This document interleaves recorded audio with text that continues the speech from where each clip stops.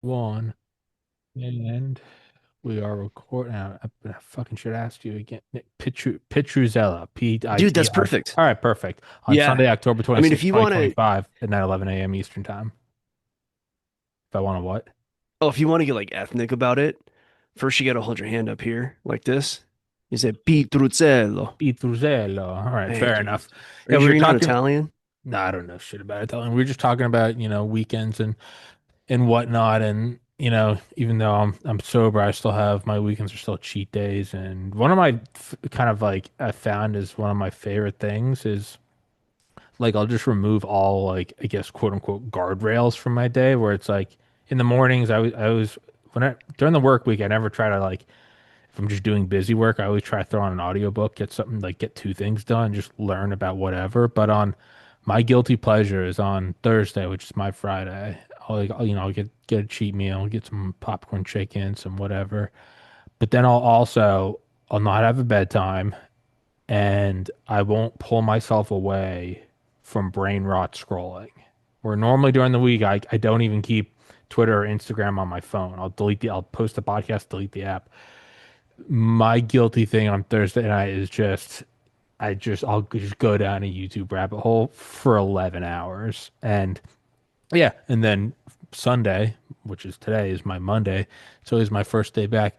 I'm always foggy and a little bit out of it. And the weird thing is in my I always start with like a bit of anxiety, and I don't even know why. Like I asked myself this morning, I was like, why would you? What? Why? Instead of just accepting it as like, well, first day of my week, I kind of get it. I was just like, why? I just stopped and I was like, why? What? Why? It's like wearing those like powdered wigs in court. At some point they did stop doing it because you got to imagine someone's like, why are we doing this? And I guess the original reason was so they all looked similar, so people couldn't have like a vengeance and remember someone's face back Hmm. before cameras. But at a certain point, you ask why. And I just think about this morning. I was like, wait, why? Like literally everything's fine. So I don't know where I was going with any of that, but yeah. Well, you made your way to powdered wigs. That was great. But at a certain point, you go like, why? And it's like everything is fine. Like everything is fine. Like, what is the point of working so hard if you can't even have the guilty pleasure of sitting back on your hard work every once in a while and going, "You're good, dude. Like you're good. You're saving money, you're sober, losing weight, you're growing the business. You're fine." But I suppose that's also what we talked about this. This is also what pushes you forward. Oh yeah, dude. I'm at a point where I don't have the Monday anxiety, right? And as we were talking about before the camera came on, most weekends are like, okay, I'm done. I'm gonna, Friday's a Friday, Saturday's a Saturday. I will have some things that I need to wrap up just because of the sheer mountain of things I'm doing. I tend to take on probably more projects than I should. But an ideal weekend is like the texts don't get returned. The Mm, computer stays off with the exception of anything super important. And a lot of it has to do with just making sure my wife and kids get their dad and the yeah. husband, for a couple of days. Because I start work at 3 a.m. and a lot of days I'm not done till 5 or 6 p.m., you know? And there's not any time in between with the exception of maybe taking a nap in the afternoon. I do the biphasic sleep pattern like the Europeans do, right? So that said though, when Monday hits, I like my work and I have for quite some time. And I actually hated my work back when I was doing the corporate two-step. I was as a lot of us are, and I'm guessing you might be an INTJ if you ever took the what's it called, Briggs Myers, No. Myers Briggs Stratton. Anyway, so so it's a certain personality type, and I've always had a problem with inept authority, like with having a manager who just isn't that smart. And I had to learn to even respect those kind of managers. That was a hard lesson for me. I lost a lot of jobs in my early 20s because I just couldn't stand dumbasses making bad decisions and telling me what to do. And I just have a problem with authority in general. I'm kind of a punk that way. So going to work for myself almost 10 years ago now, 2017 is when I pulled the plug on W-2s. And it's just the the breath of fresh air. The only dumbass telling me what to do is me.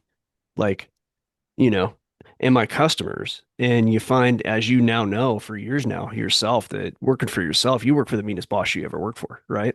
Yeah. So, and that might be your source of anxiety.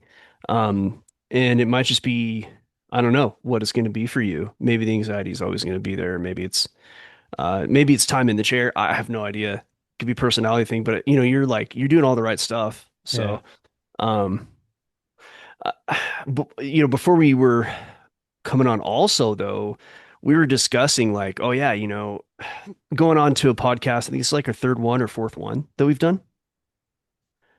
I think it's I like our don't know. third.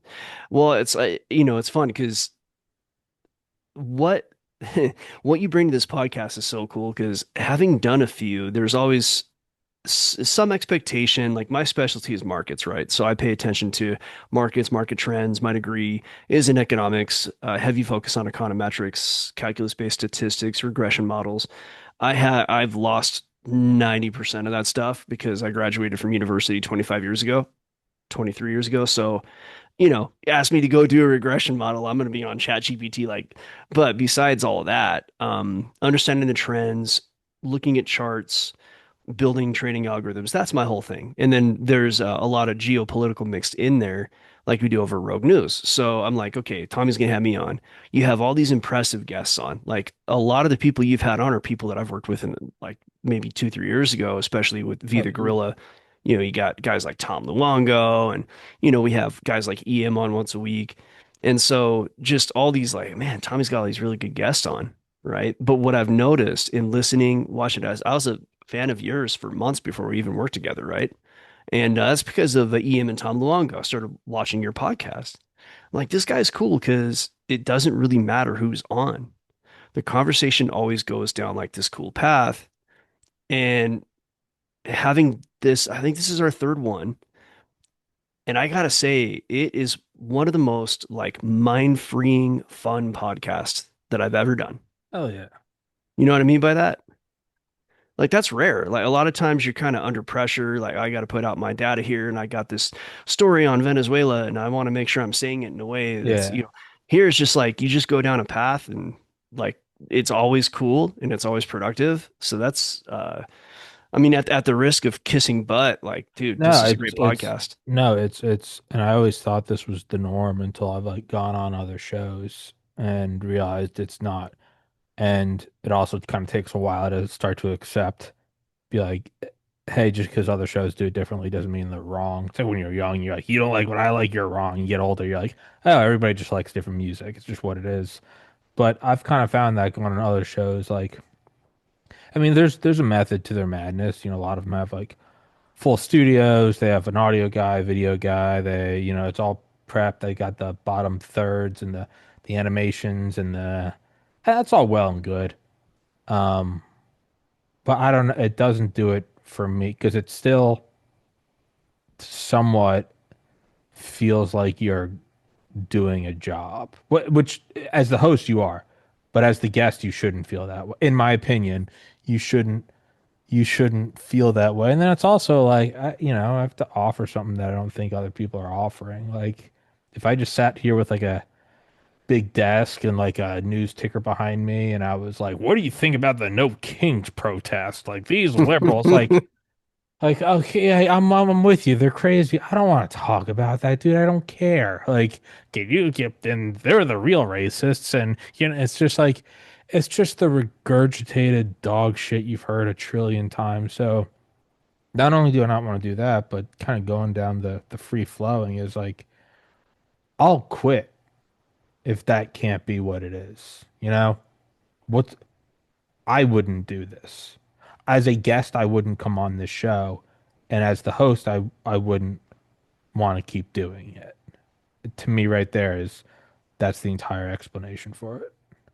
No, it's great, man. And there's always room for, wanting to dig into such things, but it's got to be done in a way that's constructive And when you're just, like you said, if you're just regurgitating stuff that, oh, somebody else said this, somebody else said, it's after, Go to the front page of Rumble on any day. Love Rumble, great. Stand up for free speech. It's no different. It's the conservative version of the front page of Reddit. It's just everything is some clickbait thing with somebody with big eyes and big mouth yeah. going, the Dems have lost it. And it's like I mean, it's good. I'd rather be in a reality where people are over invested in politics than under invested, right? Because that tends to lead to a better society, even though it might not seem it.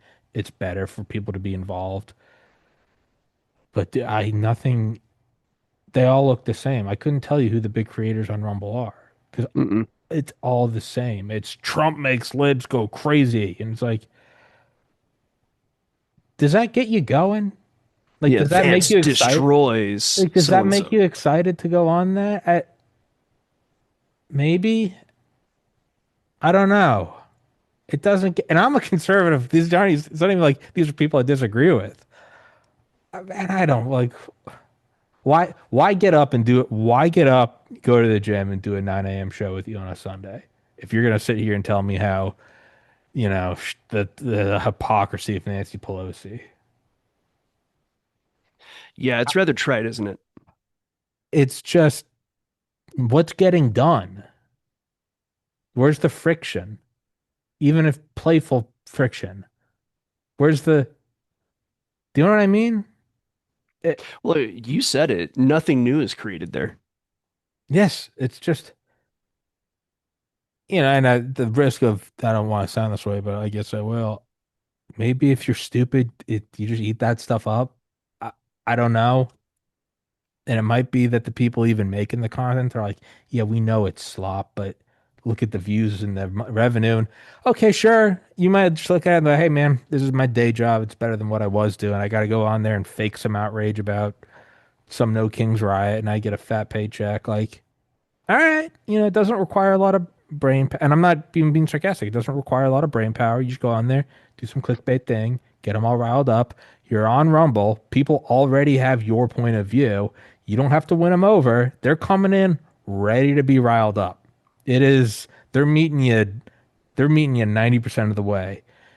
Yeah, and maybe the person's doing it. Maybe they're like, I don't need my job to be fulfilling. Like this is how I put food on the table. And okay, sure. I can't do that. I'll jump right out of this window. I'll jump right out of this window, dude. Yeah, but that's like it's like a 2 foot drop on the grass. That's not a big deal. No, I'm on the top floor. I'm joking. Oh, I was gonna say, no, I'm dead.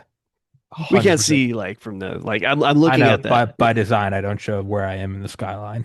No, that's I don't, smart to yeah. do. I'm dead though. Let's put it that I'm dead if I jump out of here. I But jump out my window, it's like grass. yeah, yeah, no, no, I'm dead. But like, Yeah. I don't know. Threaten my wife all the time. I'm like, honey, if you don't keep those kids quiet, I'm gonna jump out the window. She's like, it's a 2 foot drop. I'm like, I know.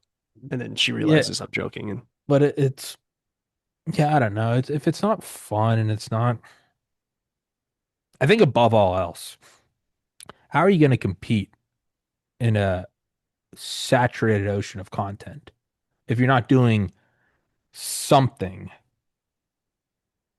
a fraction of which is new? You know what I mean? What do you want? Like, yeah, how do you it stand come out? Just be very like pragmatic about it. How does the it, business stand out?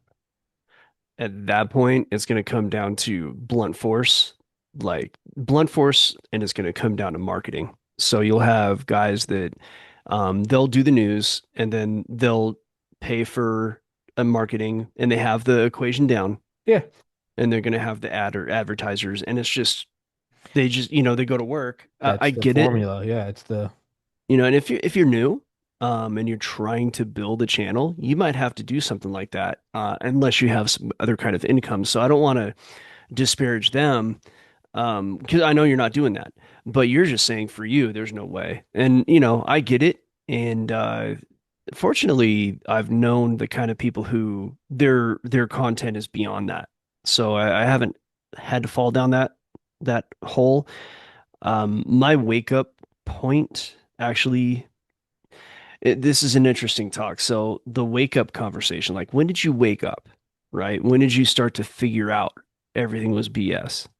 And for me, it goes back to a conversation I had. with the guy who's very close to being my stepdad. This is back in 2001.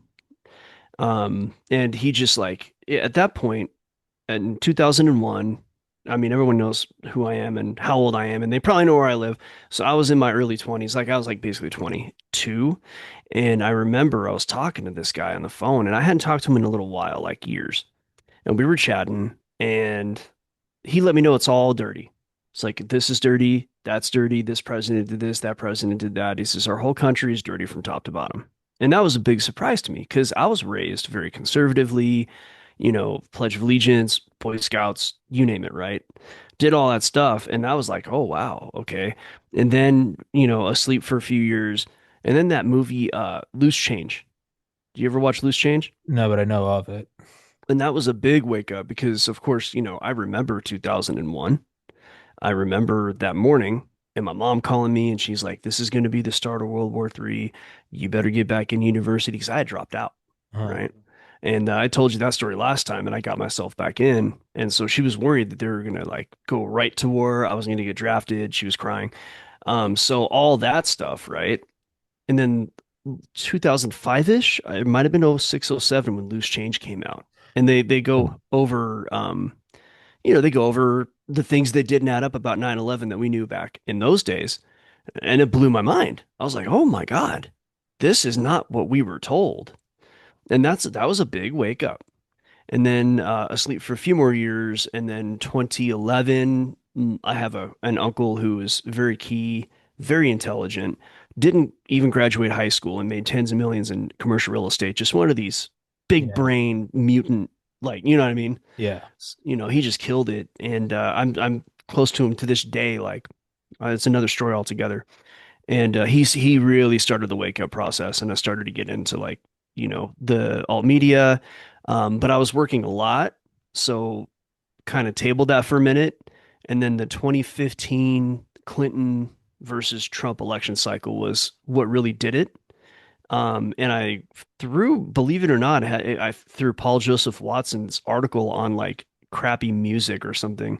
I found the Alex Jones show, and it was a few months of that before I was tired of Alex Jones's like madness, right? It's just that emotional insanity was too, I need like calm interpretations of things. But he's also not wrong about a lot of things. So that, and I went down the path from there. And um, having been given an alternative story or a like based, if you will, story for 20 years, it's easy for me to look at those Rumble pages with the big faces and the big mouths that they're not really doing anything different. Like I can look at that and I know you probably know what I'm talking about, but there's a level of like Frenchman's disgust. You know what I mean by that? Like, I I don't know mean, what that term. I Frenchmen, don't know what that term means. I just made it up, but it's Oh, like no one's ever said that I know of. But like, you ever, like you watching the Frenchman, you just roll your eyes. You're like, this is such dog "Ugh, shit. this glass of wine is so, oh, it is so Sure. cliche. It is not bad, but it is not good, which makes it shit. Like that attitude. And when Yeah. I see those like Rumble pages, I'm like, oh, like, you know what I mean? Yeah. But I think there's a lot of people that don't like they're just waking up or they're just learning, and those pages to them, like they're just eating it up, because they don't. This is new to them, and it's like, wow, I was alone all this time.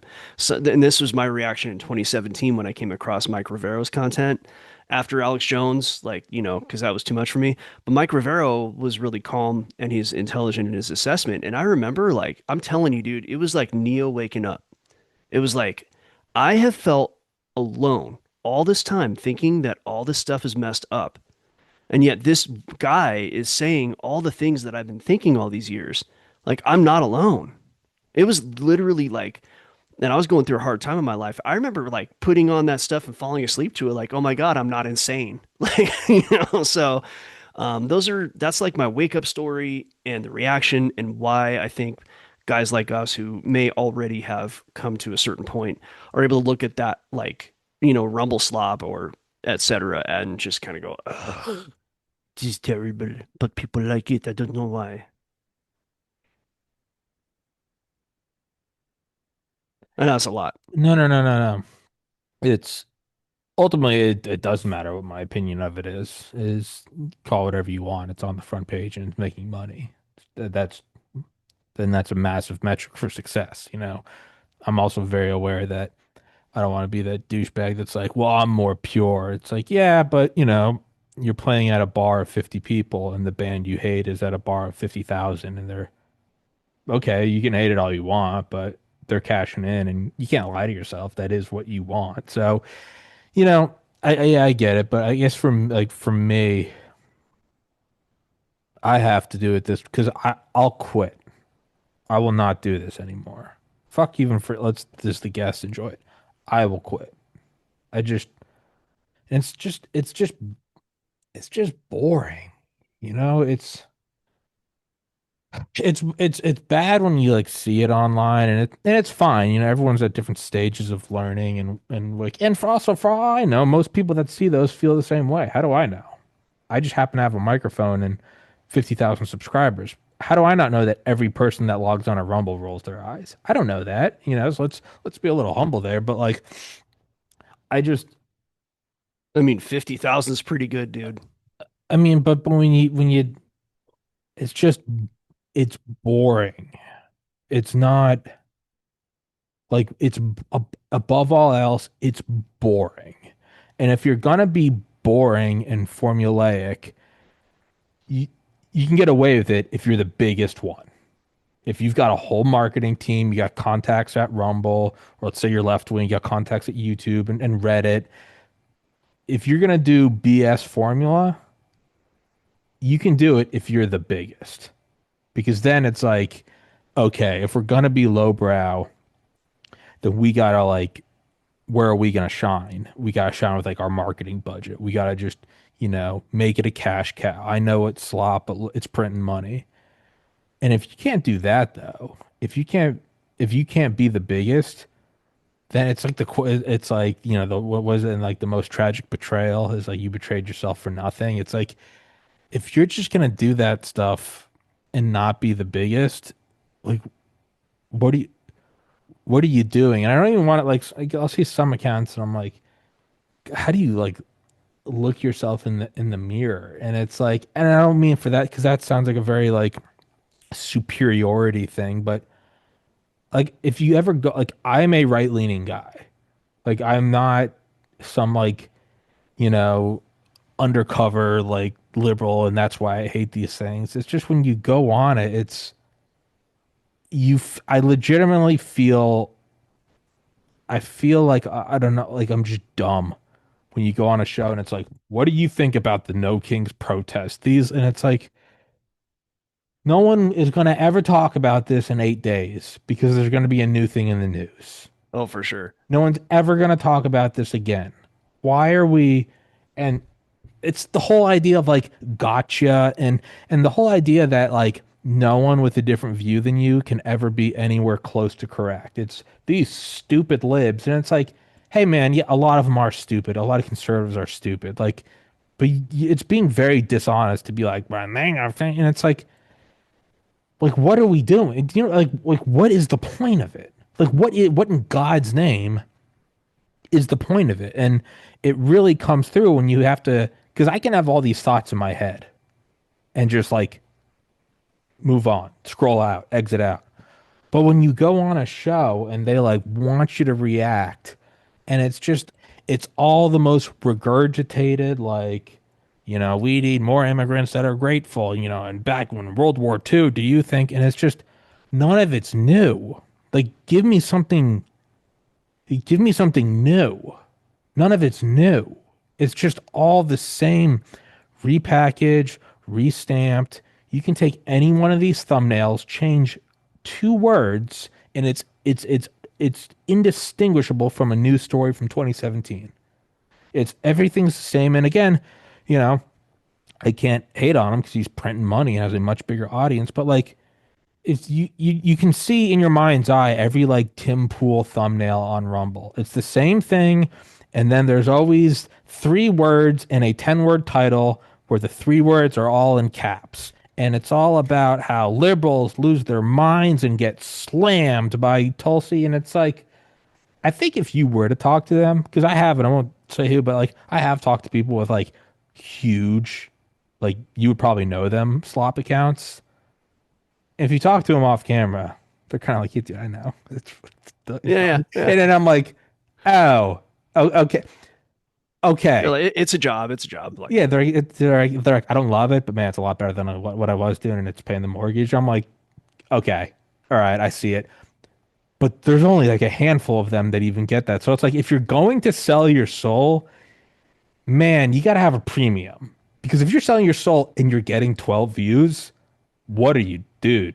What are you doing? And like, and again, I know it always comes back to like, like Tommy, you saying you wouldn't do anything to get this payment. Like, no, I wouldn't. And I'm not even gonna wrap it up in virtue, even though I'd like to tell myself it's because I'm honest and I'm earnest. Like, no, no, no.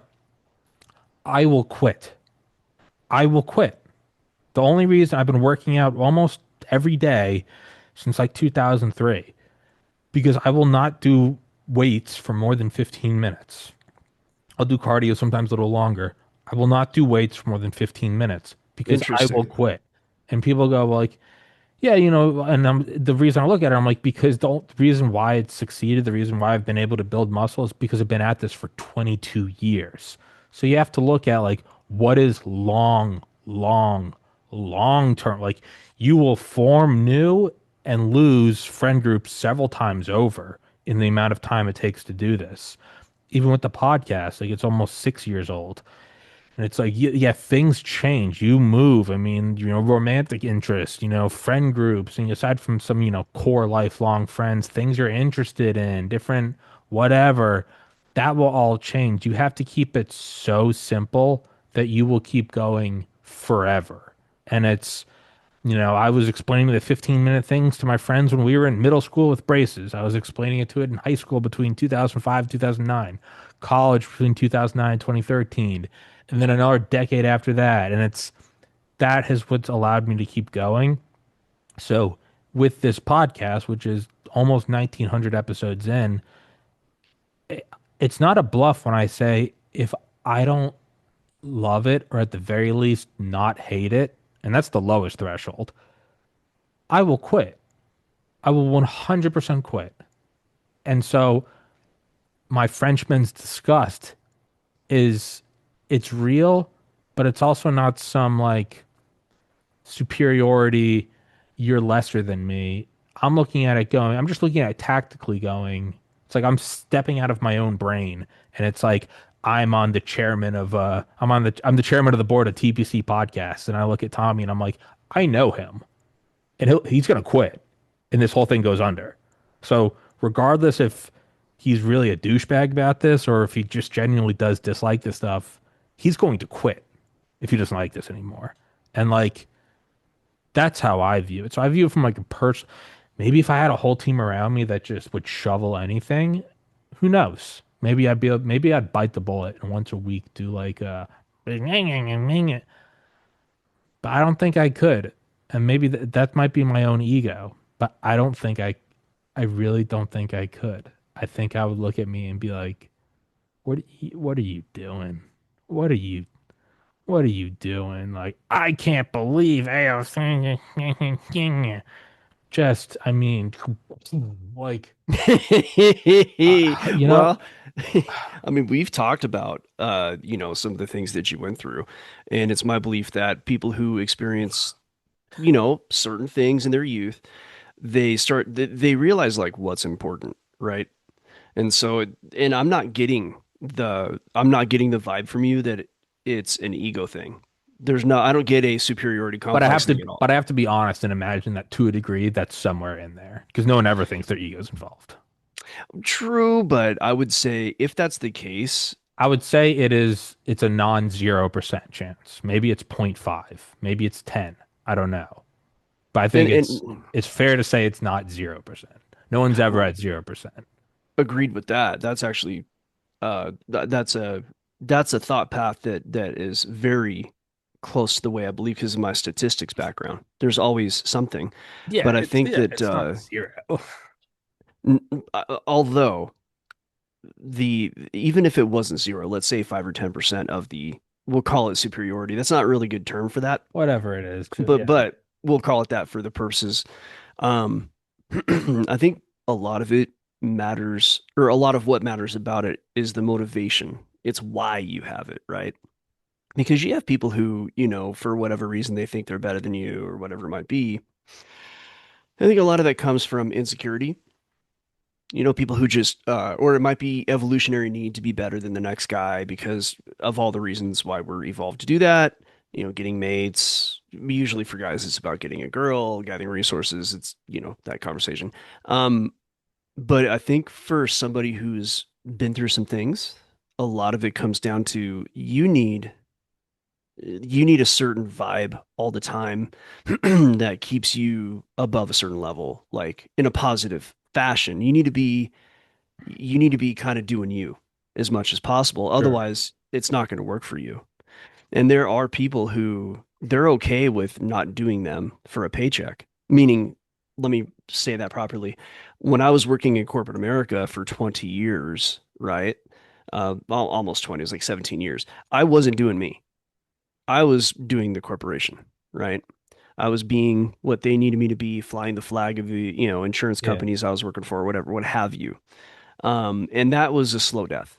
That contributed to alcoholism, that contributed to bad health, that contributed to depression. It's all these terrible things that I dealt with, and it culminated in what we talked about last time, where I, lost my job. Oh, actually, I didn't lose my job. I thought I was going to get fired for drinking and getting caught drinking and driving in a company car, but they never fired me. I just thought I was going to get fired, so I got another job and took me down a wonderful path. But long story short, I had a big embarrassment and all these things, and I think that had to do with me doing not me, with me trying to do something to get that paycheck, climb that corporate ladder, get that position in the company that's going to make me 200,000, like that. And I mean, that makes me, and I don't, that makes me want to freaking cry. And I'm a grown ass man, dude. Like looking at that life path and the fortunate, you know, the fortunate way that my life turned out was my willingness to go beyond that and do something different and go off the beaten path. And I remember in my early 20s, I was a professional level like metal drummer. I had those skills. I played drums every single day. I played drums for a few hours every single day. I rented like I made friends with a guy at the studio where we would record, and he let me go play upstairs where they stored all their equipment. Instead of paying 35 an hour to like for the room, he let me pay him like $10 an hour just to go practice up there. Like that's where I was with that. And I remember I had my family, they were pressuring me, and I have a really good family, so I listened to them, and they pressured me to like, no, you need to go do something professional. If you want to be in music, try to do something, in the business end. And I ended up doing that, like we talked about. But I wonder how my life would have turned out if I would have just stuck to the craft and continued to write music with my buddy Mike, who hopefully is still alive. I don't know. Um, I mean, there's the shoulda, coulda, wouldas, but I do know that there was this specific conversation I had with one of my buddies, and he's a lot old. He's almost like a mentor. And I was telling him, like, I don't know if I should do music or if I need to go down this, corporate path. And he's like, the corporate path is too formulaic for you, dude. So you're not going to be happy. And he's no longer with us. He actually took his own life. He's a good Oh, buddy. damn. And that was a tough thing. That's one of the hardest things I dealt with. And you know better than I do. So long story short, I mean, maybe I should have followed his advice. I don't know, but I will say that fortunately I got taken off that path. And this is where we get into the conversation of, okay, is there a God? Is there not a God? Um, or, is there fate? Or do we have a choice? Or long story short, I ended up doing what I want to do. And I wake up on Monday without the anxiety because I love what I do. I get up at 3 o'clock in the morning, I make my coffee, sit at the computer, do my analysis. To me, it's like, dude, I love being in here. And that's a rare thing. I don't know too many people who really like their work. But for you, I'm not getting the superiority vibe to take it back to that. Like, I think that your superiority percentage comes down to you have enough respect for yourself and you know yourself well enough to where you're willing to build something slowly that's going to last without sacrificing your integrity and doing slop, and that's going to generate a certain level of, we could use the term pride. And, when I see the slop channels, like, I don't know, it used to be a level of disgust. And now it's just like, okay, I just scroll past it. Like, let me find something good. And it's hard to find anything good. Like, but the reaction is less visceral than it used to be. And I've gotten to a point where I try to understand that the slop guys are trying to make a living, and to the point where their audience might be new, and to them it doesn't seem like slop, right? It's like they're just finding out about everything, and so they're starting to kind of get how things work, and to them this is like, like you and I have probably watched The Matrix like 48 times, but this is like their third time, second time watching The Matrix, so they love the slop, and they're gonna get bored of the slop one day, and they're gonna find Tommy Carrigan, and that's how I like that's how I try to filter out the disgust, by understanding that, like, you got to meet people where they are, right? Yeah. Yeah, and I just always have to be like very aware of like I'm never openly discussing my disgust of slop channels that are 1/10 the size of mine. Like, isn't it ironic all the ones I hate are also 100 times bigger than mine and making 1,000 times more money? At a certain point you go, huh, only the hmm. I'm only Is, mad at those ones. isn't that interesting? You're never mad at the one that's like with 5 people. You go, yeah, fuck them. No, no, the only ones that really get you, and just be very honest about that and be like, yeah, I would, yeah, I think I would like some money. I think I would like some more subscribers. And it's, yeah, I don't know where the lingering anxiety. I mean, I think it's probably, I think it's because I don't have much outside of it. I mean, I do, and then I'm incredibly blessed and I have a family that loves me. But like, you know, really everyone I knew in the formative years of my life, middle school through college, they're all still in Atlanta. And I'm not in touch with, I mean, with like one of them. And I'm up in Maine. And I don't drink. 35. I live in the middle of downtown. I've never once gone to a bar here. I've been here 3 years. I don't have a girlfriend. I don't have a romantic interest. I've one or two very close friends. But other than that, it's a lot of it's I just work, and I'm very proud of what I've built and whatever. But I have to be very honest with myself and be like, am I trying to fill up holes in my heart and my brain with excessive levels of other things? Like maybe if I maybe if I had a girlfriend or if I had, people I physically saw once a week, would I be so anxious on a Sunday, or would I be like, yeah, no, no, 50,000 is cool. Keep it going, keep growing. Versus because I kind of don't have anything out in like a balanced life, am I looking at this and trying to find that value or find that, I don't know, that mass to put into the hole that maybe isn't a correct way to do this. It's like all I'm doing is like, oh, if I get 100,000 subscribers, if I get, if I make $1 million a year, and it's like, yeah, those are all cool goals. How much of that is I want to do it because it'd be cool to make that much money, and how much of it is I'm using that as like some stopgap. I'm using that to like grease over, all the rusty parts of the machine, and it's not maybe the best way to do it. Like I would imagine if you had unlimited money, you could probably for a long time, you could probably just bulldoze. I don't like how I look, personal trainer. Go on all these drugs, and I want to be famous. You could probably buy your way onto tons of shows. You could have uh, you could have a PR manager that makes you look this way and that way, and you probably do all these things. You could buy whores. You could, buy all the whatever. You can buy out friends, take them out to trips to Vegas or Dubai, and you can do all that stuff, but I mean, eventually you can't fill certain things with it. And I feel like on a very small level, that might be what I'm trying to do, where it's like, I don't know, You're keep growing, keep making, and like right now, it's certainly not enough to support anyone. It's enough for me to survive, and I have to ask myself, I'm like, do I want twice as much money so that I can, be able to support somebody? Or am I not going to be happy with twice? Do I want four times, then eight times? And at what point am I 35, 40, 45, 50?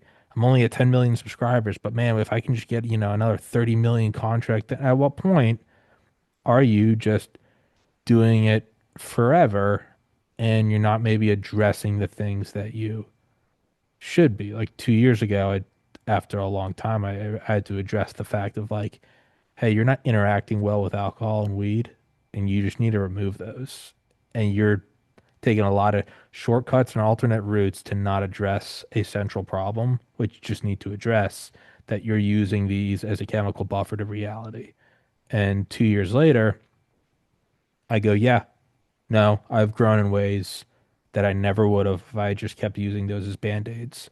I have to imagine that 2 years from now, I hope I'm looking back with the same level of quote unquote wisdom that goes, yeah, yeah, yeah. You were just trying to, dude, you were trying to fill the, you were trying to ignore the fact that X, Y, and Z. And you were just doing it through more videos, more income, but you were never actually going to address the problem that, hey, deep down you feel pretty alone.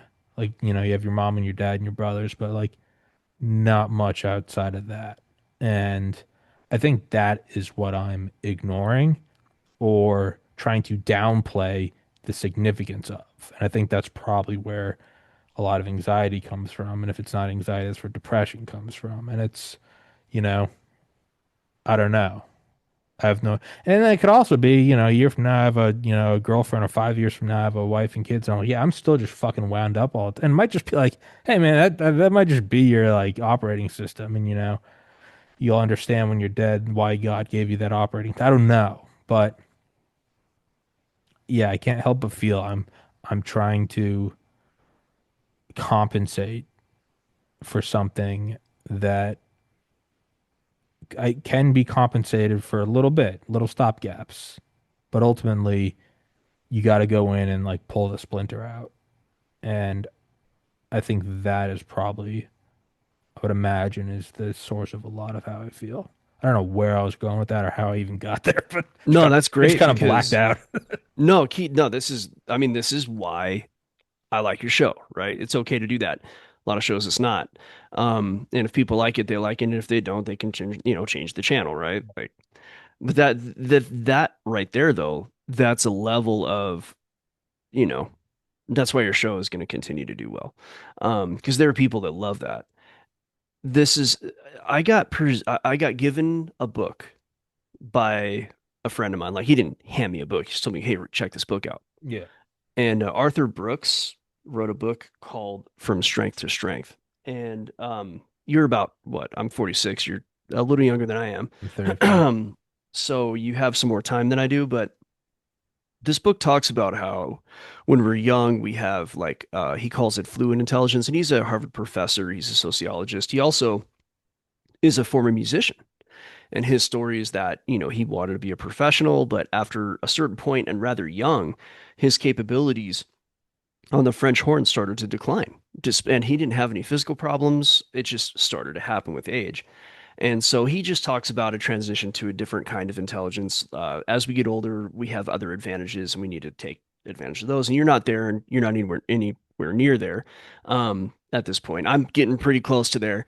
So that's not what I wanted to bring up about his book, but that's the foundation of his book. But he talks about happiness. Um, and he says it, and I'm just reading this right off of like the AI summation.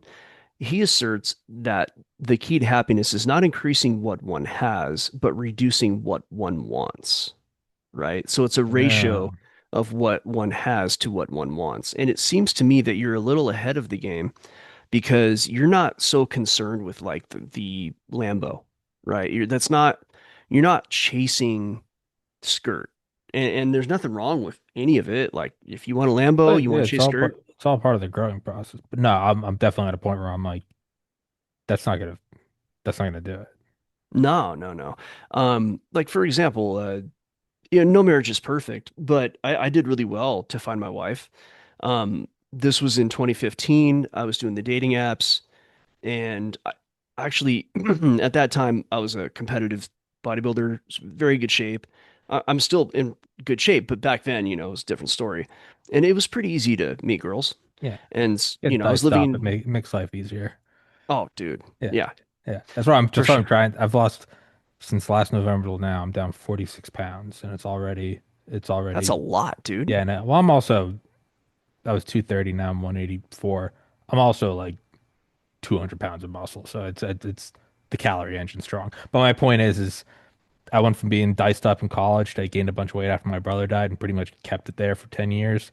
And just in the last year, it really, you go, yeah, there's kind of no denying it. Like, man, you just lose some weight in your face. It does make life easier. But sorry, keep going. No, no, I mean like, okay, so since that's happened, since you've lost that weight and you kind of It's diced back up, genuinely made life so much easier. right? Like, I mean, you go to the Yeah. store, girls look at you for like no reason. It's so much easier. And those little like confidence boosts, like maybe we can tie this into what I'm talking about. Those little things right there can sometimes like make me feel complete.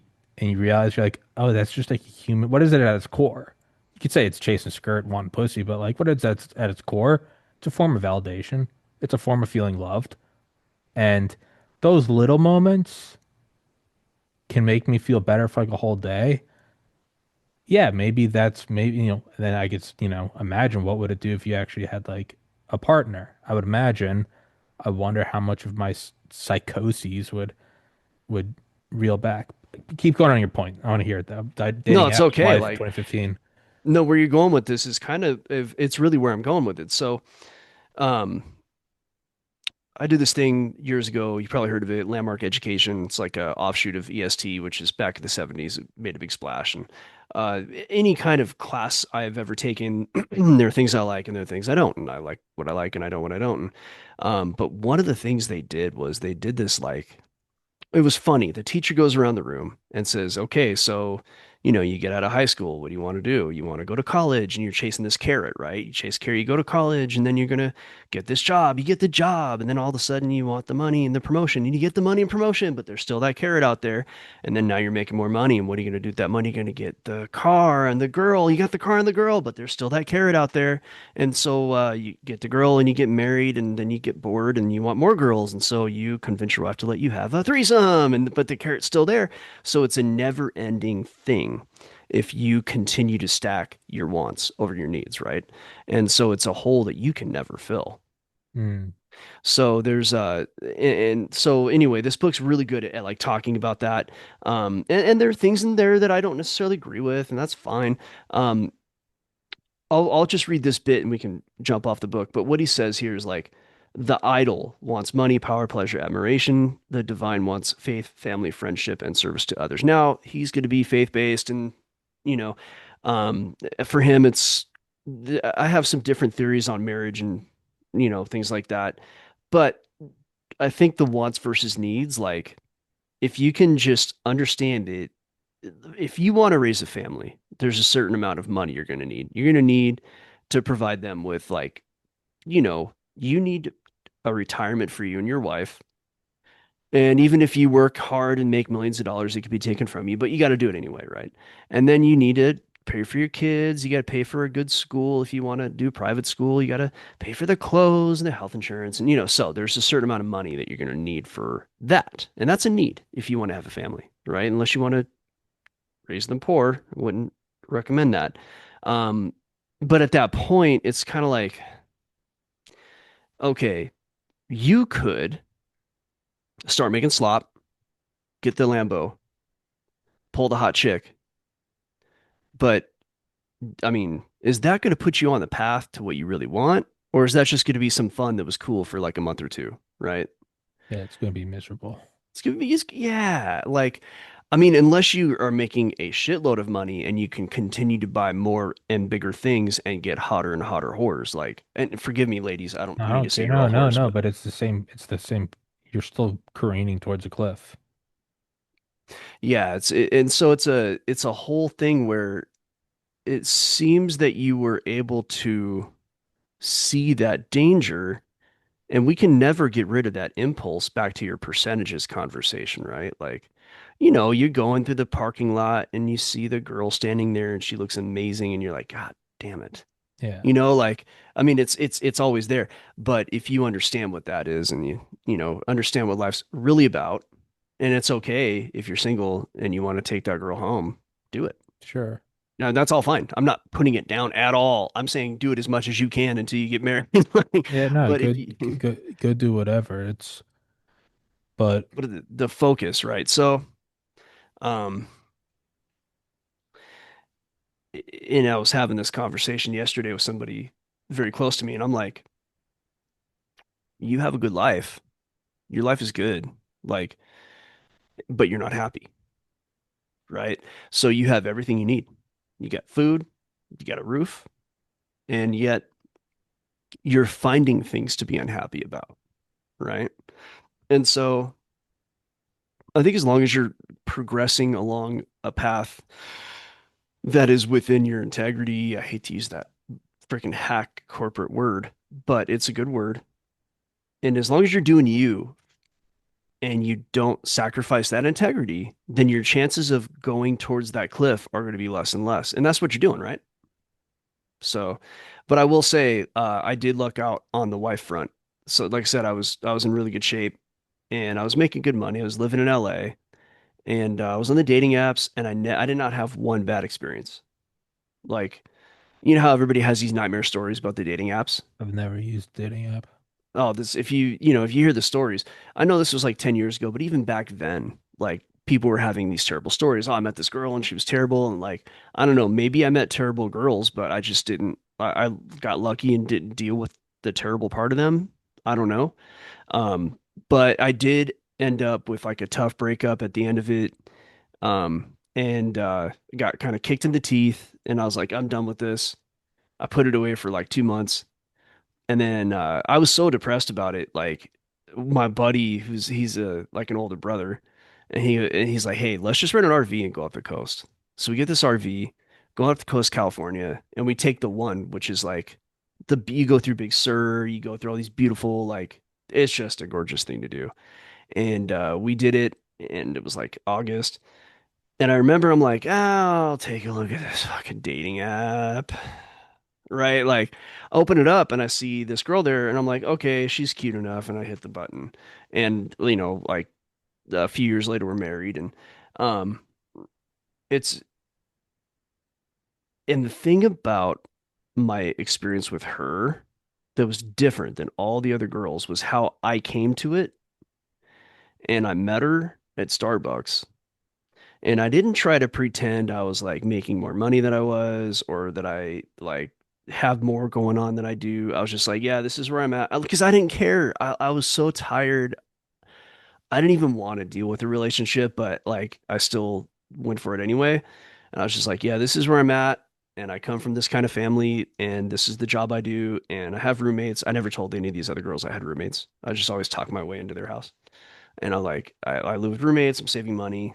I make good money, and this is my life. And I just didn't give a shit what she thought about it. Like, it just like I don't know, dude. That made a huge difference. Like that made her, she's very very guarded. She doesn't trust people easily. Um, so anyway, I think that comes full circle to kind of what you're doing with your show, where you're not doing something just for the clicks, or you're not doing anything that is not you. You're doing you, right? And not that doing a show is like dating, but you're getting an audience. So I don't know. I don't know. That's like you said, I just kind of blacked out in a way there, but Yeah, yeah, no, I don't. I don't know. I can't. The dating app to me, it's the same feeling of like the slop thumbnail. I'm just like, yeah, I don't. like I'll think about it and then I'll reach the conclusion of like I'd fucking rather just die alone. Like I see dating apps and I'm like, you got to do what? And I'm like, yeah. And I guess I also look at it. I'm like, they weren't necessary for all of human history. And I'm not saying they don't work. A lot of things weren't around for all of human history. Air travel, all right, and it doesn't mean it's bad. It's great, but I don't know. I kind of look at it like that, and I don't. I guess it's also like, you can find out exactly who I am by watching this show, and there's no shortage of content. You can see like exact if you really wanted to, you could even see how I change over years, you know? So I feel like it's all out there. I don't know. I oscillate between like I don't know. I don't care enough for it. I don't know. I really have no fucking idea. It's I mean, I think I have like some loose I like being my own boss. I like trying to do the right thing. I'd like to save a little more money so I'm not always like on the edge of death. But it's I don't I think the one reason I always think of when I think about like why I would like money isn't for a Lambo, isn't for I love the idea of just still being able to do this show every single day and never once have some huge sponsor be like, we like it all. Could you like sit up straight in your chair? Or like, we like it all, just a little less of the F word. Like, I look at money more, not at all like I want a gold Porsche or something. I just like the idea of being able to do this every single day. No production. No, I don't need it. I don't need, change angles and jump cuts and stuff on the screen. I don't need or want a producer. Like I like the idea of just like recording a Zoom video and then manually uploading it forever. Like that's the idea I like. And like whatever happens, happens. I just I think that's kind of what I want to just I don't want it all glossy. I don't want like a full studio. I don't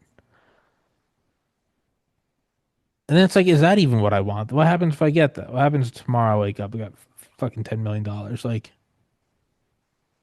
you know, maybe it's just maybe like what I'm experiencing is nothing new under the sun. Maybe this is just the human condition of, you know, That's the carrot, man. it's just like, yeah, man, like life is suffering. Like, and it's cooler to like suffer in a way you like than not. I don't know. I don't know. Uh, I don't know if you've not that I'm not proselytizing here, but have you looked into Buddhism at all? Yeah, no, I did for before I came back to Christianity. I did that for like 10 years. Yeah, so there's that whole idea life is suffering. The suffering comes from desires. Suffering comes from desire, yeah, Yep. moksha, whatever they call it. But like, I don't know. I get one form of like wisdom, if I could, that I've gathered from the show is the show never grows in a cause and effect in the way you think. It doesn't matter how big the guests are. And I found that. It doesn't matter if you have Roseanne Barr on. Doesn't matter if you have General Flynn. They're cool and they're fun and there are kind of bragging rights. People ask about your show, you can be like, yeah, I know this person. Like that's cool. But those don't move the needle. And even if they do, even if they get 10 times more than a regular episode, but I'm doing 20 shows a month, they're still eventually outweighed by just the daily shows I do. And over the years, you always think this is going to be the one. This is going to be the one. This person, this doctor, this astronaut, this whoever, this general, this whatever. And it never does. And furthermore, it also doesn't draw in a loyal audience.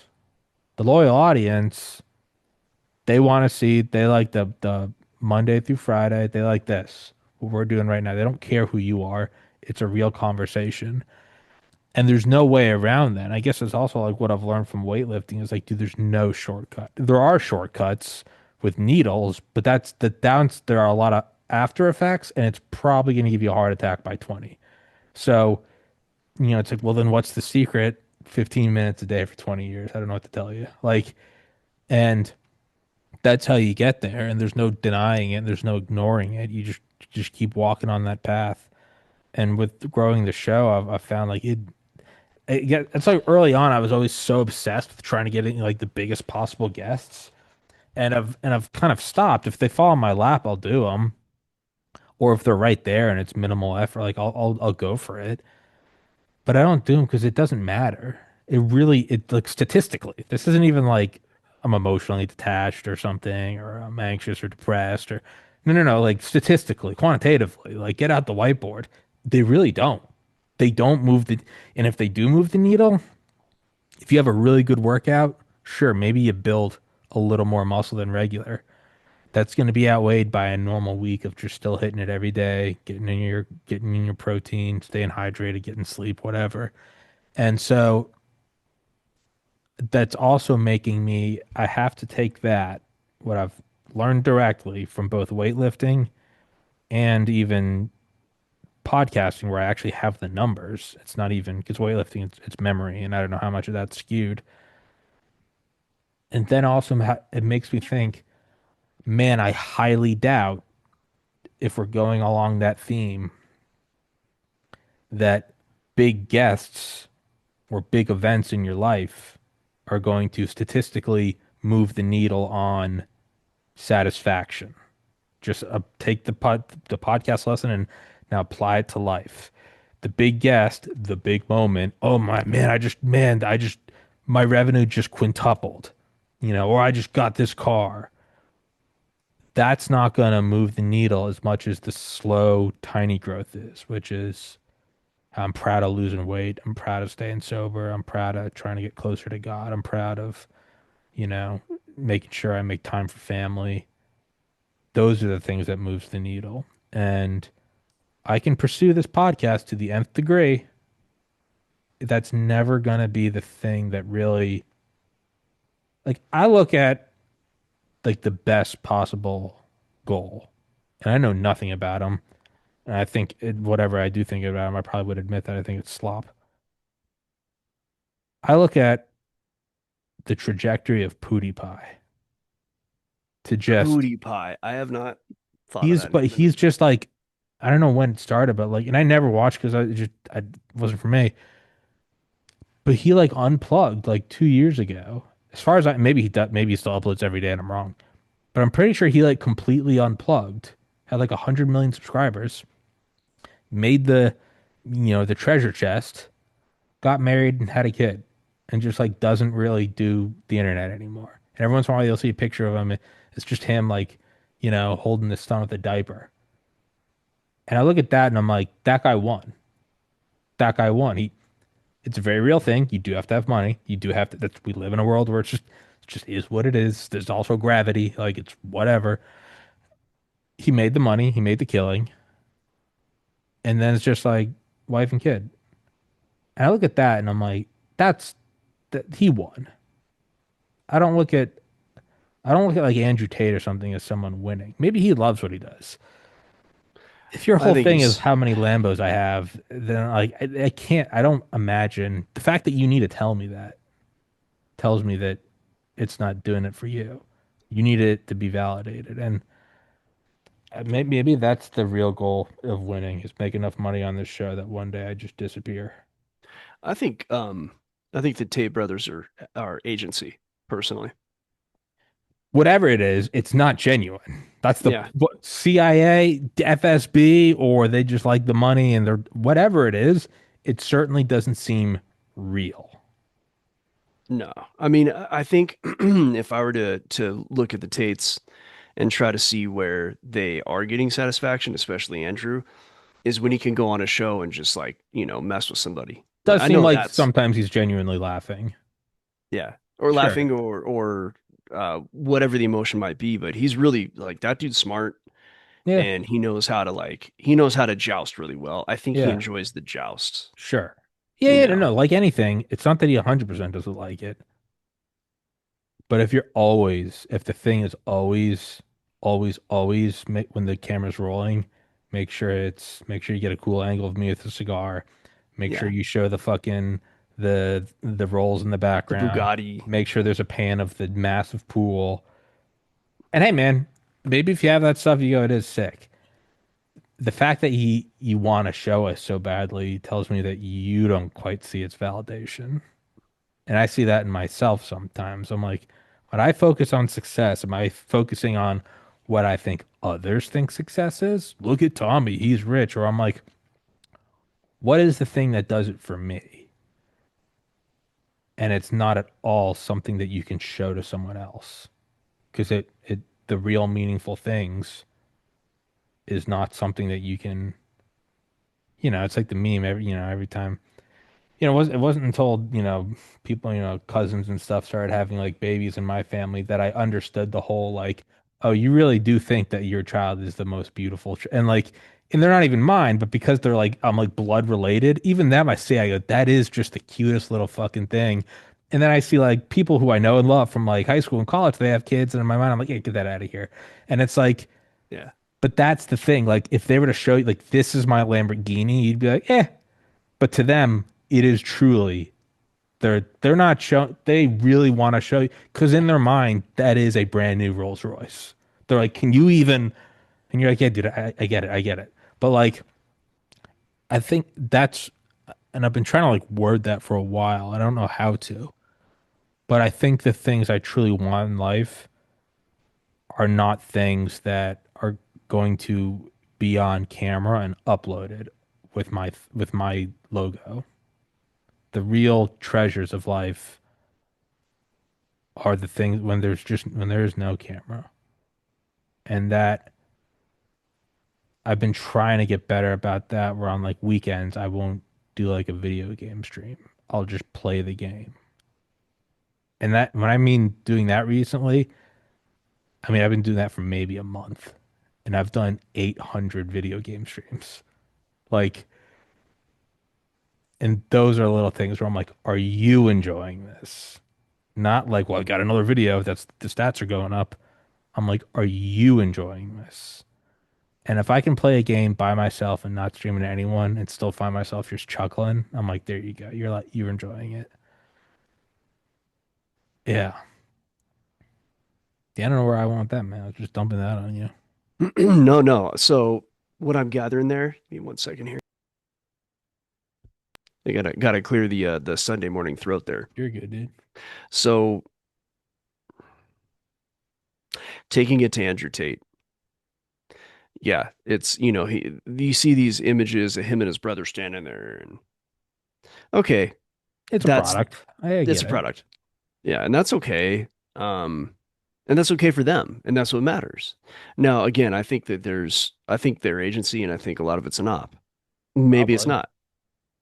Maybe it is. It doesn't matter. Um part of part of what's helped me at least and I'm not like this wise, super happy, like I figured it out guy. I've actually been through a lot of crap. And I have, I have some moments here. But what has worked for me is to understand that the things that are going to give me the greatest satisfaction might end up being a surprise in life, right? Like we're always searching for, oh, I want to find that. I want to find this. Like you're laser focused on what's going to make me happy. Like, and through some of the work I've done, I've found that like finding simple things to enjoy, like your video game might be an example, or even as simple as like, man, this new flannel sheet is just so freaking comfortable. Like I had the cotton sheet on last week, and where I live I live in Idaho, so it gets cold. And that cotton sheet, man, when the temperature starts to go below like 40 at night, that it bites. You like, oh damn, dude, I'm gonna put on some more sweats, and so you throw that flannel sheet on, and it's like, oh man, fuck, dude, this is so good. This is like, you know, Yeah. it's those kind of things that like, if you go to I that, like breaking out the blanket in the winter podcasts. And it's not winter, but it's Maine, so it's fucking cold. Yeah. That does it for me more. Right? A little something like that, where instead of got shorts on, got the AC on, and I'm cranking it at 65 so I don't start sweating on, podcast. That little thing of just like, hell yeah, This shit's cozy, dude. fucking hell yeah. Yeah. Like, Like, I put on the hoodie like 10 minutes into the show, like hell yeah, dude. dude, even in my worst time. So I'd say like the low point was that after I had lost the corporate job and I was paying rent to a buddy of mine. I'd moved out of the city to like this not too far from where I grew up. It was like way out in the freaking boonies. Um, and I had like met my wife. We weren't married yet, and I wasn't sure how that was going to work out because now I live an hour from her. Like everything was just in the balance, right? Everything was like, is this all going to go down the drain? And I was drinking about not quite a fifth of Black Label a night, and I didn't, I would just drink until I would fall asleep. Unfortunately, um, alcohol doesn't like I need to drink a lot of it for it to I, was, even do I, anything. I haven't drank in 2 years. I guarantee you I could sit here and drink like a fish. I'm with Yeah, you. I And I'm just sit here not, with a bottle and just and freaking I'm like not, like I don't lie to myself. I'm not like, well, I have a couple. I'm like, no, if I'm drinking to get drunk, and I'm trying to get drunk because it feels good. Just be very nakedly honest with ourselves. Sorry, keep going. no, dude. I mean, I remember so in the dating period, this girl that I dated for just like a few weeks, smoke show. She was a former CIA interrogator, which really should be concerning. But I Yeah. remember she started to like ask me questions. She at that time had left the agency and she became a substance counselor. And at that time, I hadn't come to grips with the fact that I was drinking too much. And she was asking me like questions about drinking. And she goes, "So why do you drink? Do you drink for this? Do you drink for that?" I said, "No, I drink to get drunk. I just like to get fucked up." Like those are the literal words. And she looked Yeah. at me like, she goes, "I've never had anybody say that before." Yeah. And I'm like, I don't lie to myself. Why? Because I feel warm and fuzzy and I don't have anxieties about life. and that's what we don't understand until we quit, Yes. right? So I have a buddy of mine that a good buddy. Like I went to high school, university. This guy makes like 500,000 a year. I mean, he's a good friend of mine. And I just got notice yesterday that he's like gonna go over substance issues. He's gonna go get some help.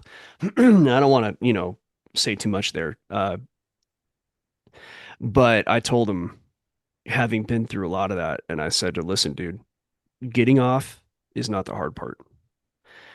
What you've been doing the last few years is you have been escaping things that you don't want to deal with. Hmm. And when you get off and you get over the physical aspect of getting off what you're Hmm. on, all those things that you've been hiding from are going to come back.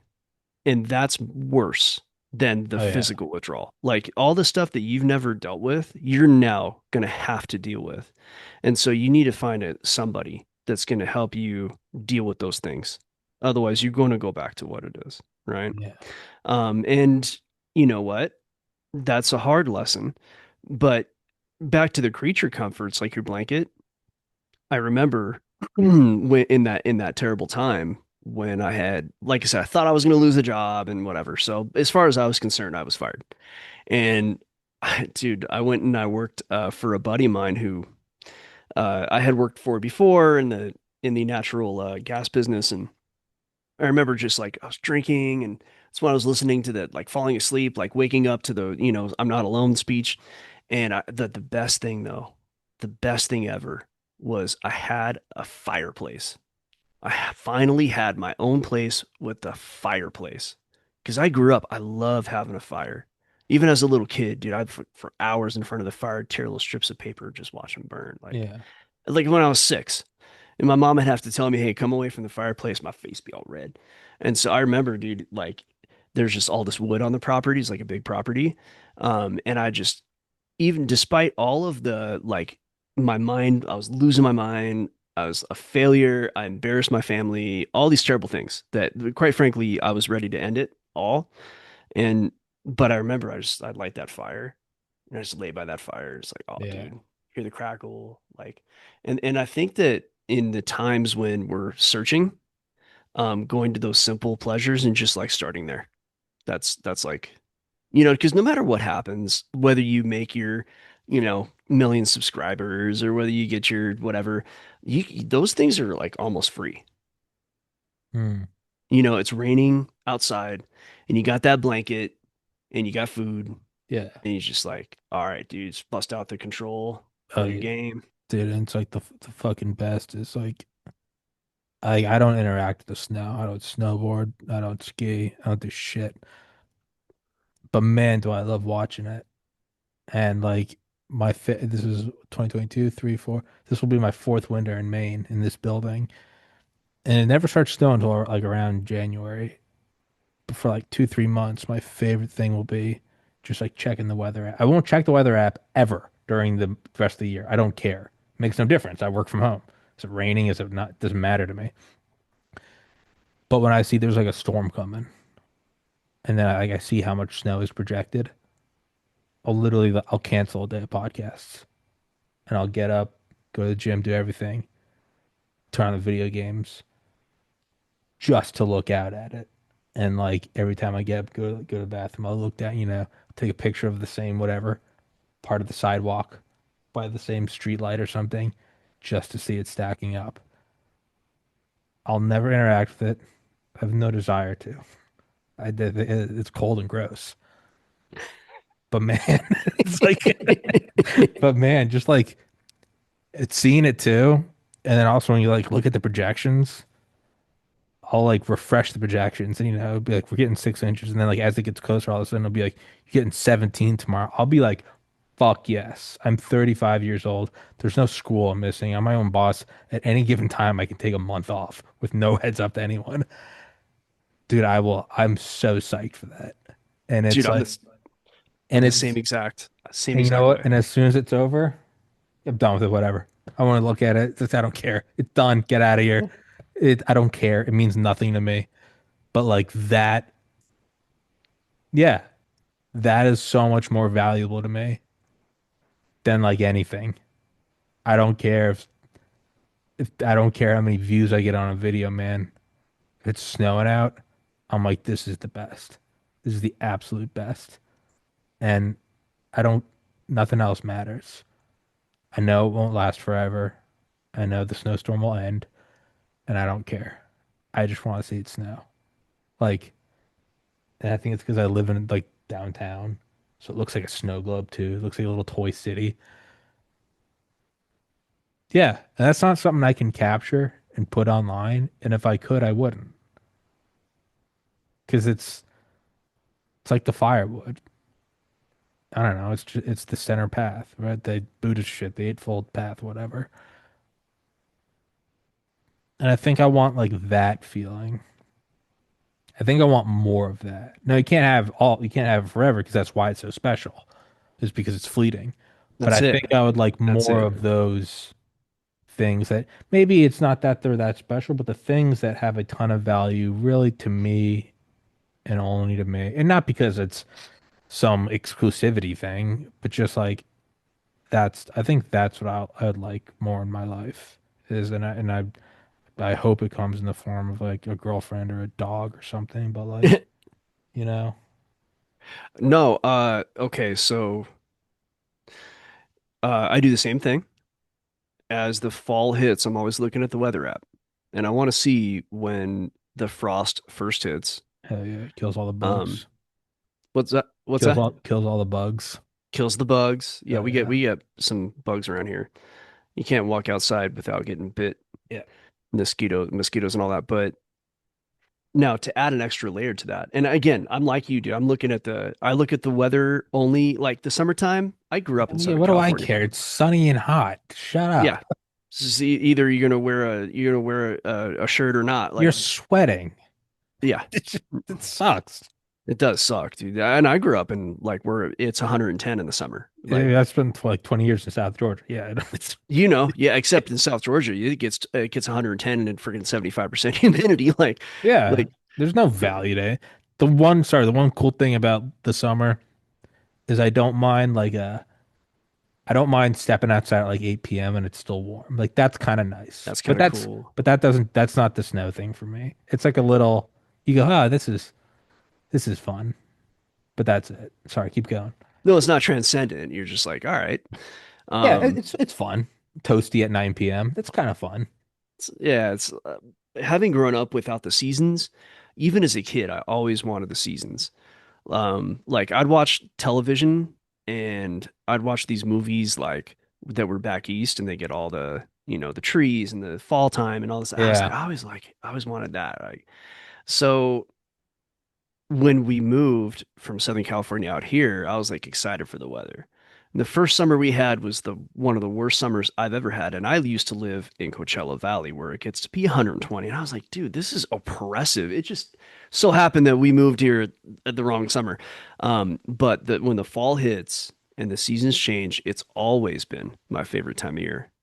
And now finally I live in a place where like you actually see the colors of the trees, right?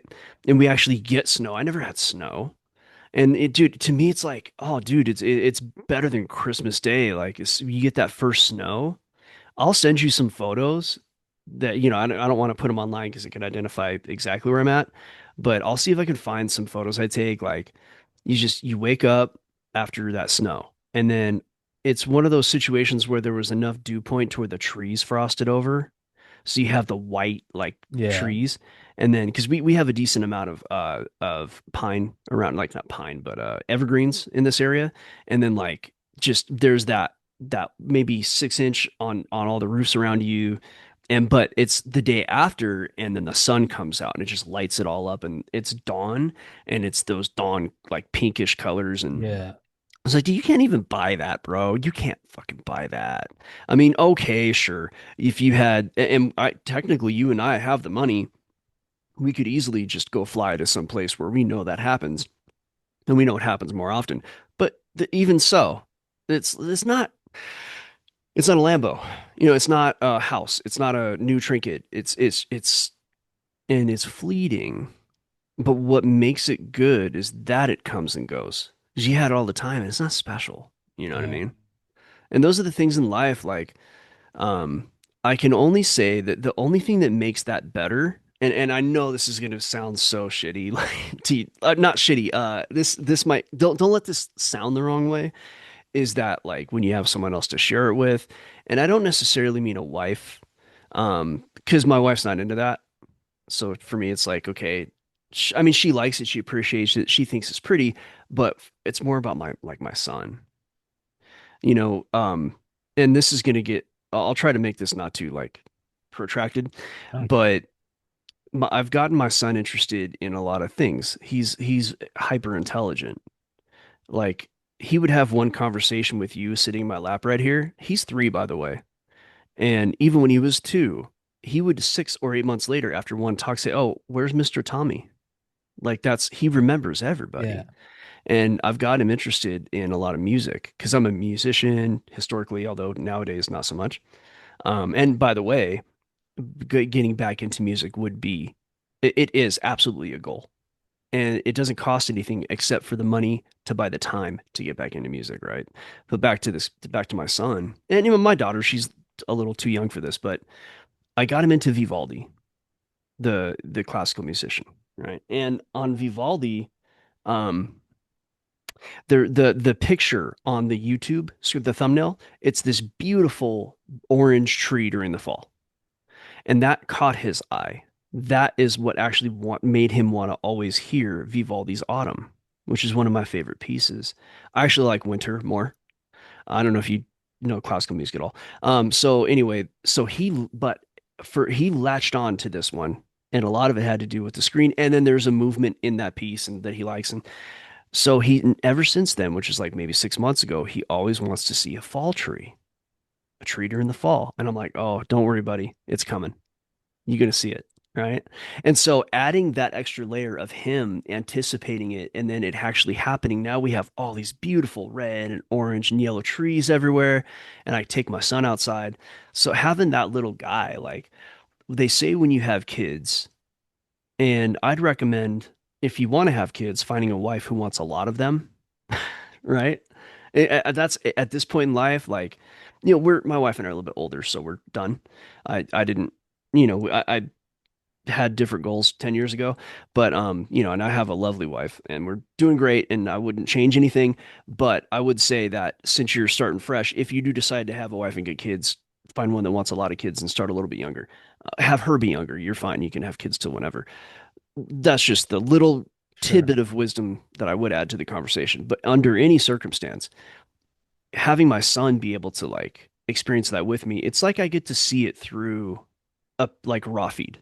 It's like I Yeah. get to see it through a child's First wonder, time. Yeah. you know, just like, any other situation like that. So that's the only thing I think, or this the only thing I can think of now that makes those fleeting, free, the financially, you know, free like situations even better is that.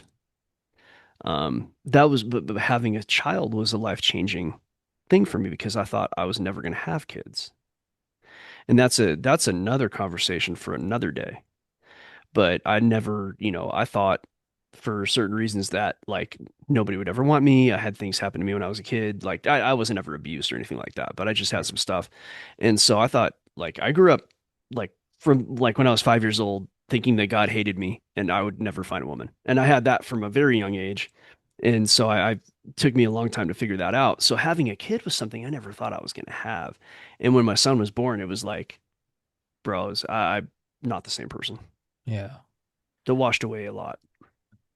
Yeah, I think I'm still fighting with that of like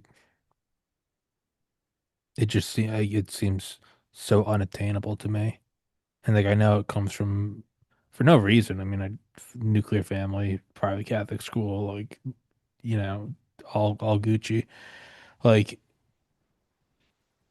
but I definitely still feel that in me.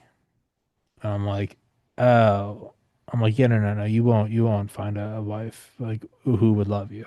And like I hear that in my mind, I'm like, what the fuck? Where does Like, that come and from? I go, I'm like, what? And I suppose it's a some level of growth that now I question it as opposed to just I used to just take it as fact.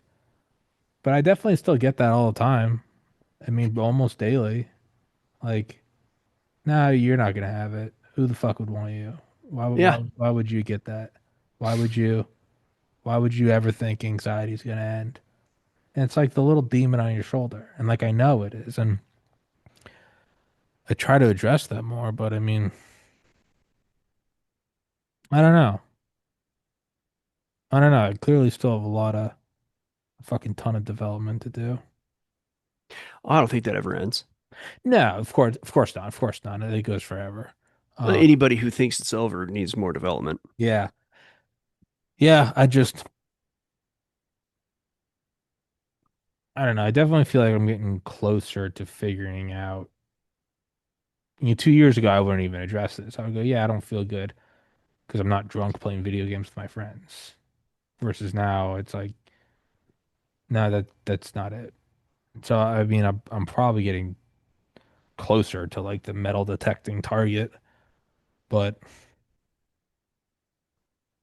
I don't know.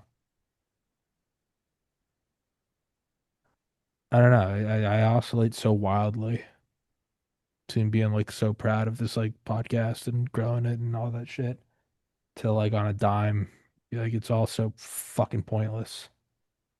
Yeah, I would say like what helped me in life was the thing like I made it up in my mind. Like what I'm about to say is something I constructed, right? Is that I'm going to be surprised by the things that make me happy. Like it's not something that I necessarily am going to research. Because if you knew what it was and you knew what the thing was, you would go pursue the thing, and that would be the cause and the effect. You would go, you know what's going to fill your stomach. You go to the fridge and eat the fucking food. I think that's no, I think that's a brilliant point. It's gonna be a surprise, and it's not gonna make sense. It's not. It's gonna be a plot hole. It's gonna be Deus ex machina. It could be one, I'm not going to limit it the other way either. I'm Sure, not going to, I mean, like, it has I'm to going be to a say surprise. Yeah, it doesn't have to be, but it may well be. Um, there's the old saying, like, when you're focused on one path, you might not see 50 other paths, right? So the way I try to operate, even in business, is I'm like 95%. doing that thing that I'm doing at that time, but I got about 5% of my ears open to like other things that might show up that I could take advantage of. And I don't mean that from like an well, it's opportunistic. I mean, but it's not like how it might sound.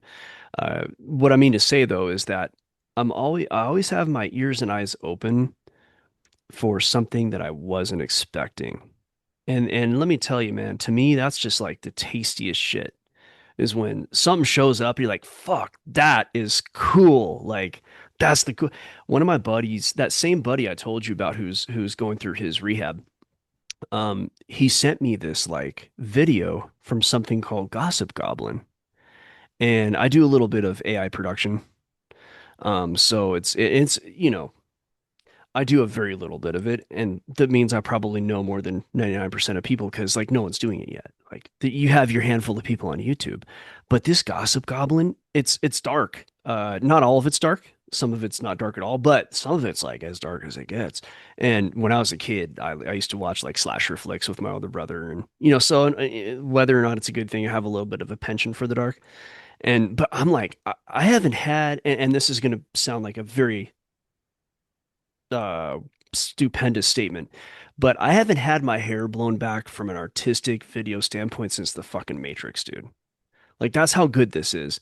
Um, you know, and there have been better movies than Gossip Goblin, but just the way that they do it and knowing what the technology is that they're using, because I actually got in contact with them to find out what their tech stack and workflow and but it's like those kind like I was not expecting to find Gossip Goblin. It showed up on my work on my desk. I'm like, what is this? And I'm not the kind of guy to be like, this is the shit. And like, but I'm in an old chat with like all my buddies from high school and not all of them, but some like whatever, right? Just old friends. And I'm in a chat and he sent that.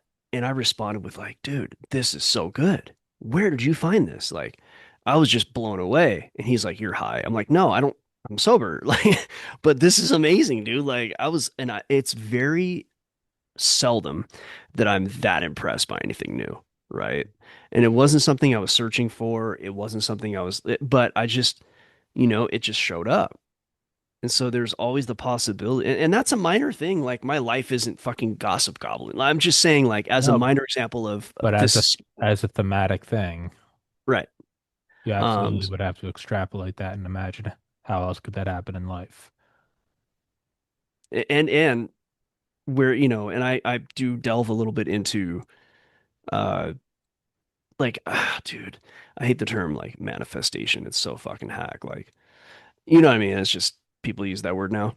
But I would say if you have a mindset that you're like, that something is going to be cool, then it might be as simple as subconsciously you will be listening for something cool. Yeah. Like it doesn't mean that you made it happen in the universe. It doesn't mean you didn't. I don't know.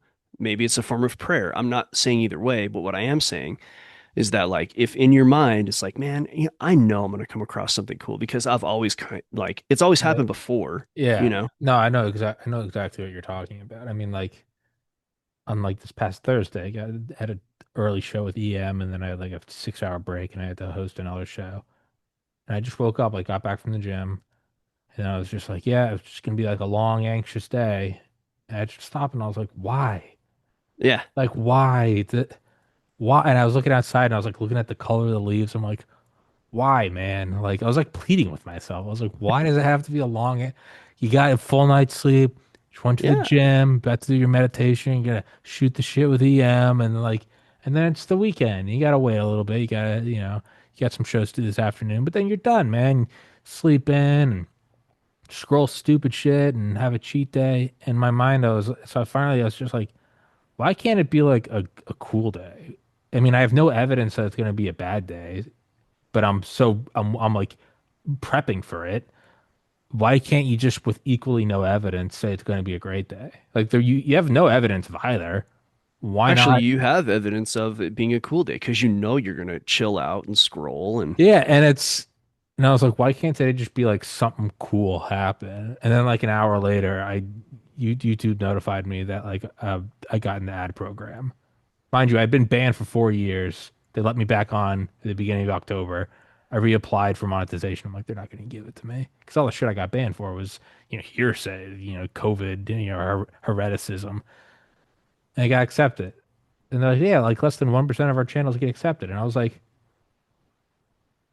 I now I don't mean that in like some manifesting way, but it is interesting that I was like, why can't today be with no evidence?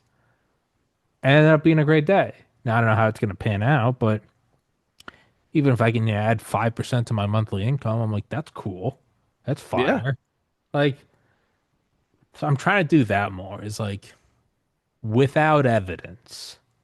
Because as I think most people are, to me, it's always like it has to make sense in the plot. I almost look at it like a right. I'm like, there has to be a reasoning for it. And I'm finding more and more, like, what's that quote? Like, the difference between fiction and nonfiction is, what's the difference between like fiction and the real world? It's like the real world is under no obligation to make sense, you I know? like that. I never heard that one. Yeah, and it's like a fiction. Like you look at it, you're like, well, how come they didn't take the dragons into Mordor? Like there, there's something or whatever, eagles or whatever. The Eagles, yeah, Yeah, yeah. yeah, yeah. And it's like, but What a the, massive plot hole and totally I know, is. but something like that, you go, yeah, that kind of takes from it. Versus this, I'm like, and in my mind, I always I word it as God Xanax, in that, you know, if you ever have a Xanax or a clonazepam or something, your anxiety or alcohol, your anxiety goes away.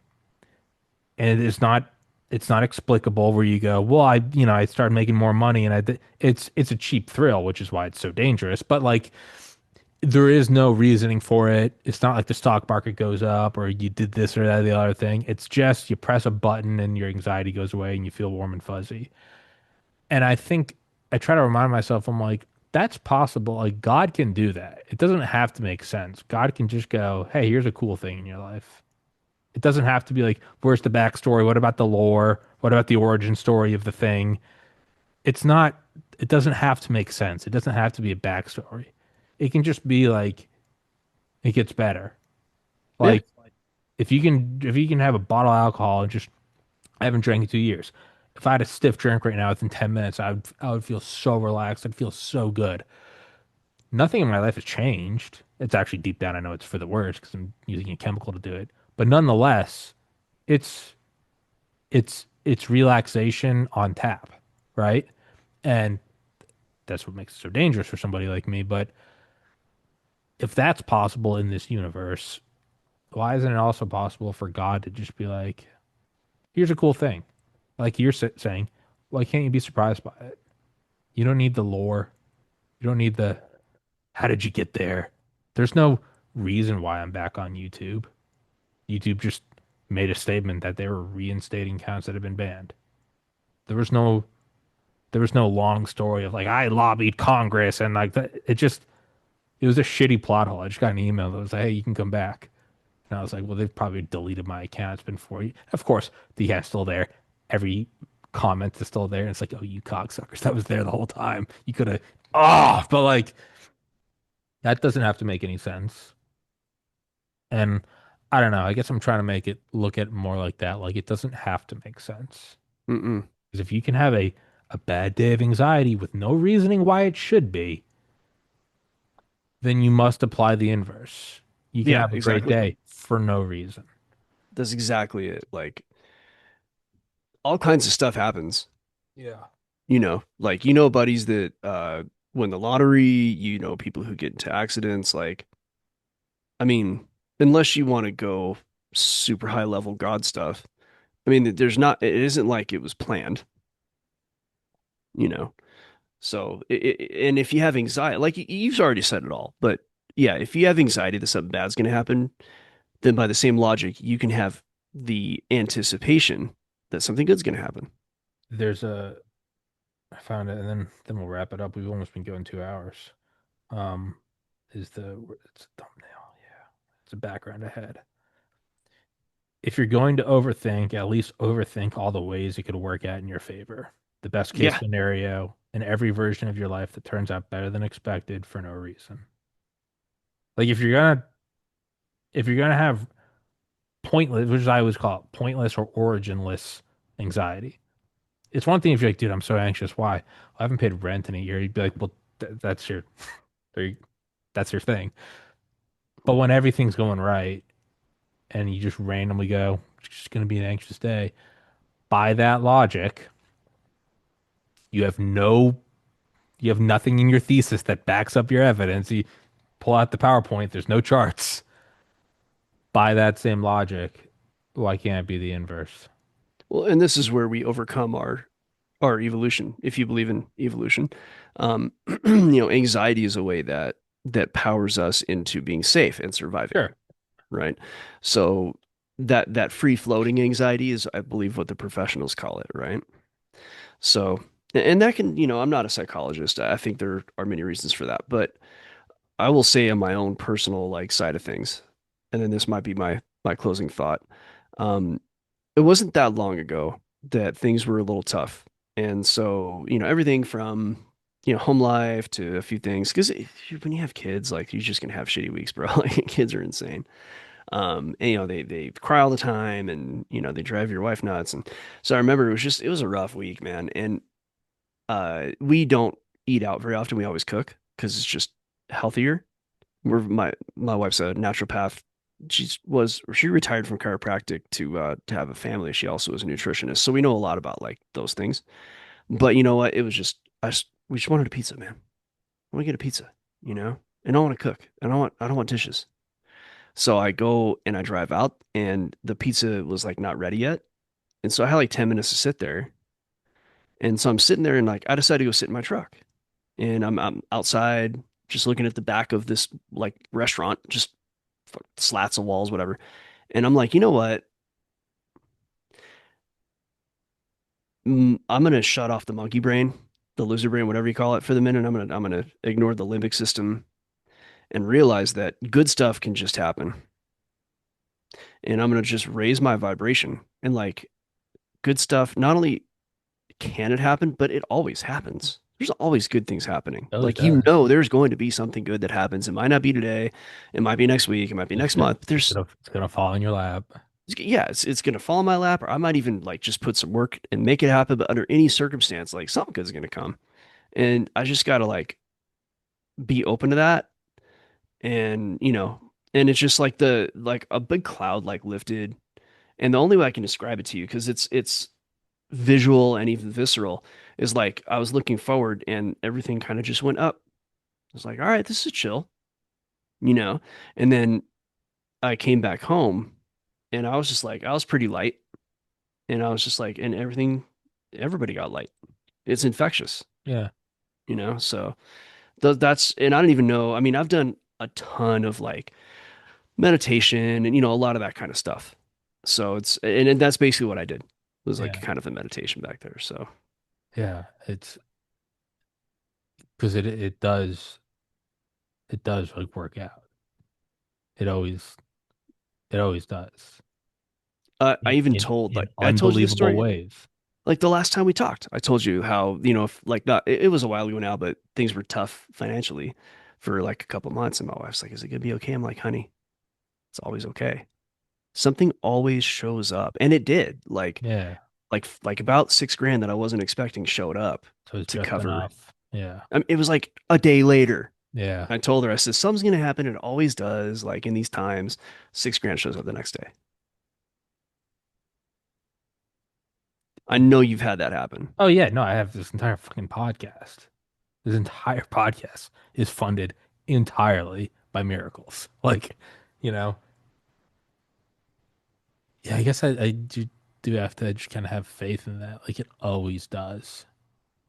And like part of me right now that's like anxious. I'm like, well, can I have it now? And it's like, well, that's also what makes it special is you don't know when it's coming and no, you don't get it all the time because then otherwise it wouldn't be a miracle. It would be you're expecting it. You feel entitled to it. Yeah. Miracles always happen. And, venturing into like religious talk here, but miracles don't happen inside of what you know. It's always going to be outside of what you know and understand. Yeah. So the universe is under no obligation to make sense to you. It doesn't need in the universe. Lord of the Rings could just be they just teleported to Mordor. Why? 'Cause fuck off. That's why. We're in a world of like magic rings and demons. No one else was real teleportation. You didn't Right. have to. You didn't have to make a trek. It's just the universe is under no obligation to make sense to you. Yeah, the Eagles were busy, dude. Like like like like the internet makes zero sense. It's just like the simulation just decided 30 years ago, 20 years ago. Yeah, people could just talk face to face anywhere on the planet in real time. Why? Spice up the. We're on season 2000. Turn it up a little bit, huh? Yeah, no. I just have this just glass box in my living room. I just sit down and talk to yet another person I've never met in real life. Really? Yeah. Yeah. Yeah. It's now Why? it's just Fuck like, off. yeah, there's no why. No. Yeah. Fuck off. You're just like, yeah, it doesn't have to make any sense. Just none. Yeah, this is how it works now. How'd you meet him? Through EM. How'd you meet him? I don't know. Message him on Twitter. Why are you on Twitter? I don't know. Will you shut up? Will you just shut up and like just enjoy the why do I like the snow? What part of my will you shut up and just watch the storm? All right, I'm feeling a little lighter. Um, we'll wrap up with there. And dude, as always, pleasure talking. Thanks for 2 hours of your Sunday. Gee, pleasure's mine. All right, Yeah, dude. thanks for throwing out the offer. Of course. Thank you so much for taking it. And yeah, guys, go in the description, find his website, all that good shit. And yeah, I don't know, this will probably be up tomorrow or something, so I'll send it to you. But dude, thank you so much. Yeah, my pleasure. All right, Nick, take it easy, bud.